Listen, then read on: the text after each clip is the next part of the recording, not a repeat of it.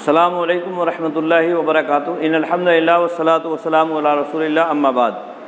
محترم ناظرین کرام اور عزیز طلبہ، تفصیل النحو کتاب کے درس میں اس سے پہلے ہم نے علامات اسم سے متعلق پڑھا تھا۔ آج علامات فعل یعنی فعل کی علامتوں کے بارے میں پڑھیں۔ علامات فعل کا مطلب ہے یعنی وہ چیز جس کے ذریعے سے ہم یہ پہچان سکیں کہ یہ کلمہ فعل ہے، اور اسی طرح سے علامات اسم کا مطلب ہے کہ یعنی وہ حرف یا وہ چیز جس کے ذریعے سے ہم اسم کو پہچان سکیں۔ تو آج فعل سے متعلق پڑھیں گے، فعل کی کیا علامتیں ہو سکتی ہیں۔ مؤلف نے کئی علامتیں یہاں ذکر کی ہیں۔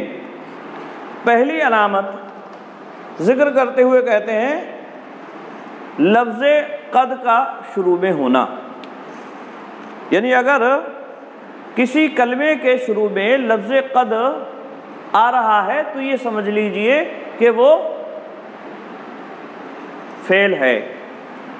قد کا شروع میں ہونا، جیسے مثال ہے قد قامت، بہت مشہور مثال ہے، قد قامت الصلاۃ۔ یہاں دیکھ رہے ہیں قامت سے پہلے قد ہے، اور یہ اس بات کی علامت ہے کہ قامت یہ فعل ہے۔ تو قد اگر کسی کلمے کے شروع میں داخل ہے تو یہ اس بات کی علامت ہے کہ یہ فعل ہے۔ اسی طرح سے دوسری علامت فعل کی یہ ہے کہ اس کے شروع میں سین یا سوفا داخل ہوتا ہے۔ شروع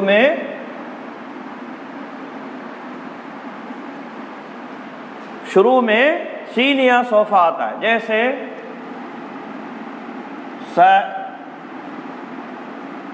سیذهب، یا اسی طرح سے سیذهب سوفا، سوف تعلمون،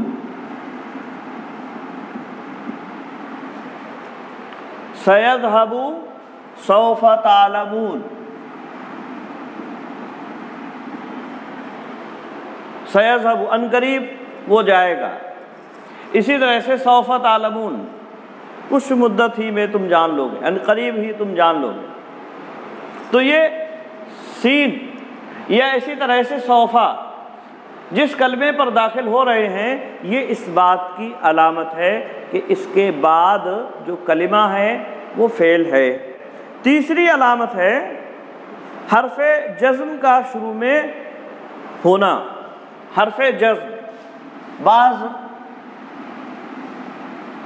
بعض حروف ہیں جو فعل پر داخل ہوتے ہیں اور فعل پر اپنے مطابق عمل کرتے ہیں، تو ایسے ہی حروف جزم ہیں، یہ فعل پر داخل ہوتے ہیں، اسم پر یا حرف پر داخل نہیں ہوتے ہیں۔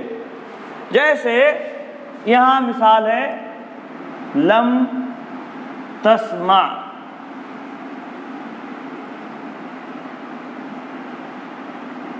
تسمع، لم تسمع تو نے نہیں سنا، یا اسی طرح سے لم تعلم تو نے نہیں جانا۔ اسی طرح سے ایک اور مثال ہے لما یذہب، لما یذہب، لما یذہب وہ ابھی تک نہیں گیا۔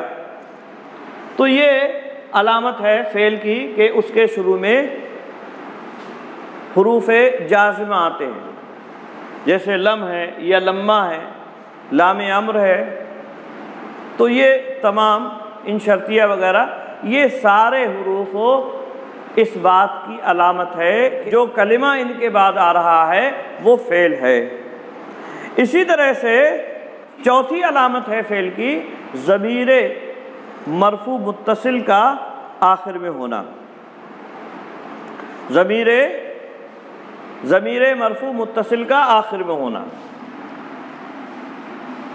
ضمیر مرفوع متصل جیسے ذہبت، یہ ضمیر ہے، مرفوع ہے اور ملی ہوئی ہے۔ اسی طرح سے ضربت،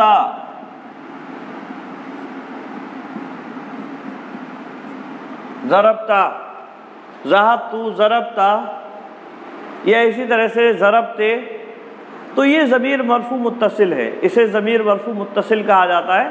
مرفوع اس لیے کہا جاتا ہے کہ یہ فاعل بن رہی ہے، حالت رفع میں ہے، اور متصل اس لیے کہ یہ فعل سے ملی ہوئی ہوتی ہے، اسے فعل سے علیحدہ نہیں کر سکتے ہیں، اور آخر میں آتی ہے۔ تو ضمیر مرفوع متصل، اگر یہ ضمیر کہیں ہم دیکھ رہے ہیں کسی کلمے کے ساتھ آخر میں لگی ہوئی ہے، تو اس کا مطلب یہ ہے کہ یہ فعل ہے۔ پانچویں علامت ہے تائے تانیث ساکنہ کا آخر میں ہونا، یعنی جو تا ہے وہ ساکن ہوگی اور آخر میں ہوگی۔ اگر تائے تانیث ساکن کسی کے آخر میں آ رہی ہے تو اس کا مطلب یہ ہے کہ وہ فعل ہے، جیسے قتلت،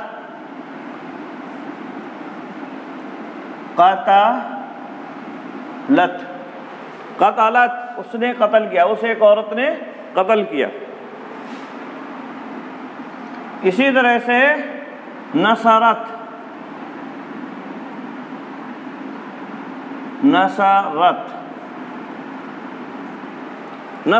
اس نے مدد کی، اسے ایک عورت نے مدد کی۔ تو تائے تانیث ساکنہ یعنی ایسی تا جو مؤنث کے لیے ہے اور ساکن ہے، آخر میں آ رہی ہے، تو یہ سمجھ لیجئے کہ یہ مؤنث، یہ فعل کی علامت ہے، یہ فعل کی علامت ہے، فعل کے ساتھ ہی یہ تائے تانیث ساکنہ آتی ہے، اسم کے ساتھ یہ نہیں آئے گی، یا اسی طرح سے حرف کے ساتھ بھی یہ نہیں آئے گی تائے تانیث ساکنہ۔ چھٹی علامت ہے امر کا صیغہ ہونا، امر کا صیغہ ہونا یعنی حکم دیا جا رہا ہو کسی کے ذریعے سے، جیسے اکتب،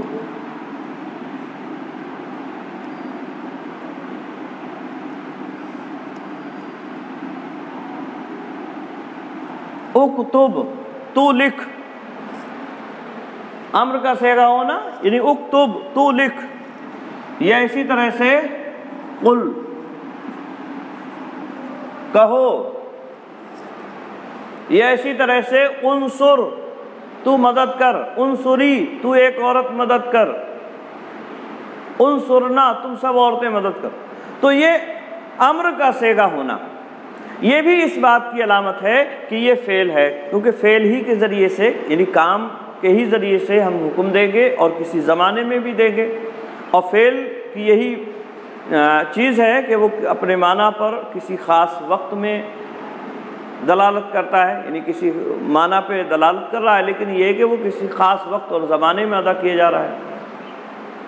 اور حکم ہم اگر دے رہے ہیں کسی کو، امر کا مطلب حکم دینا، اور حکم دے رہے ہیں تو اس کا مطلب یہ ہوا کہ ہم کسی زمانے میں کسی کام کو کرنے کا حکم دے رہے ہیں، مستقبل میں، آئندہ زمانے میں حکم دے رہے ہیں، یعنی کسی زمانے میں حکم دے رہے ہیں۔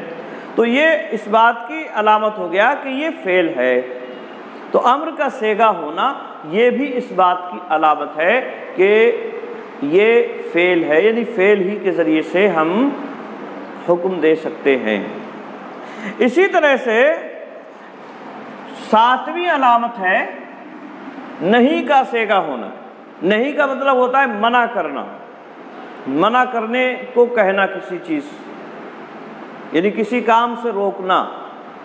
تو اگر ہم کسی کام کو روک رہے ہیں، منع کر رہے ہیں، جس صیغے سے منع کریں گے، روکیں گے، وہ نہیں کا صیغہ کہلائے گا، جیسے لا تضرب، لا تضرب تو نہ مار، یا اسی طرح سے لا تأکل، لا تأکل تو نہ کھا، آئی بات سمجھ میں؟ لا تضرب تو نہ مار، لا تأکل تو نہ کھا، اور اسی طرح سے اور بھی لا تضربو جمع لا تضربا، لا تضربو، لا تاکلا، لا تاکلو، اس طرح سے جمع کے صیغے ہم بنا سکتے ہیں یا تثنیہ کے صیغے بنا سکتے ہیں، یا مؤنث کے بھی لا تضربی، لا تاکلی، ٹھیک ہے؟ تو یہ بھی اس بات کی علامت ہے کہ یہ فعل ہے، یعنی اگر نہیں کا صیغہ آ رہا ہے تو یہ بھی اس بات کی علامت ہے کہ یہ نہیں، یہ فعل ہے۔ اسم میں اسم کے ذریعے سے ہم کسی کو منع نہیں کر سکتے ہیں کسی کام کے کرنے سے، آئی بات میں؟ ہاں، تو یہ فعل کی علامتیں یہاں مؤلف نے ذکر کی ہیں، جن کو اختصار کے ساتھ مثال کے ساتھ میں نے آپ کے سامنے رکھا۔ تو پہلی علامت قد کا شروع میں ہونا، دوسری علامت سین یا صوفہ کا شروع میں ہونا، اسی طرح سے تیسری علامت حروف جازم، حرف جازم کا شروع میں ہونا، جیسے لم ہے، لمہ ہے۔ اسی طرح سے چوتھی علامت ہے تائے ضمیر مرفوع متصل کا آخر میں ہونا، ضمیر مرفوع متصل کا آخر میں ہونا۔ اسی طرح سے پانچویں علامت ہے تائے تانیث ساکنہ کا آخر میں ہونا، اسی طرح سے امر کا صیغہ ہونا، اور اسی طرح سے آخری علامت کے طور پر یہاں بتلائی نہیں کا صیغہ ہونا۔ تو یہ فعل کی علامتیں ہیں، ان کے ذریعے سے ہم آسانی سے پہچان سکتے ہیں کہ یہ فعل ہیں۔ فعل حرف کے ذریعے سے یا اسی طرح سے حرف یا اسی طرح سے اسم پر ان علامتوں میں سے کوئی بھی علامت نہیں پائی جاتی ہے۔ اب رہی بات، یہ تو ہوئی فعل کی بات، اب رہی بات حرف کی۔ تو حرف کی علامت کیا ہے؟ تو اس کے تعلق سے حرف کی علامت کیا ہے؟ تو اس کے تعلق سے یہ سمجھ لیجئے کہ حرف کی علامت یہ ہے کہ اس کے اندر نہ اسم کی علامتیں پائی جائیں اور نہ ہی فعل کی علامتیں پائی جائیں، یعنی حرف کے اندر نہ اسم کی علامتیں پائی جاتی ہیں اور نہ ہی فعل کی علامتیں پائی جاتی ہیں، جیسے من ہے یا اعلیٰ ہے یا فی وغیرہ، تو ان کے اندر کوئی بھی علامت نہیں پائی جاتی۔ اور اس کا فائدہ یہ ہے کہ یہ دو کلموں کے درمیان میں رابطے کا کام کرتا ہے، ہم دو اسموں کو ملا سکتے ہیں، جیسے زید فی الداری، اسی طرح سے ایک فعل اور ایک اسم کو ملا سکتے ہیں، جیسے کتب کتبہ بالقلم، اس نے کتبہ اس نے لکھا، بالقلم قلم کی مدد سے۔ اسی طرح سے ہم دو فعلوں کو ملا سکتے ہیں، اریدو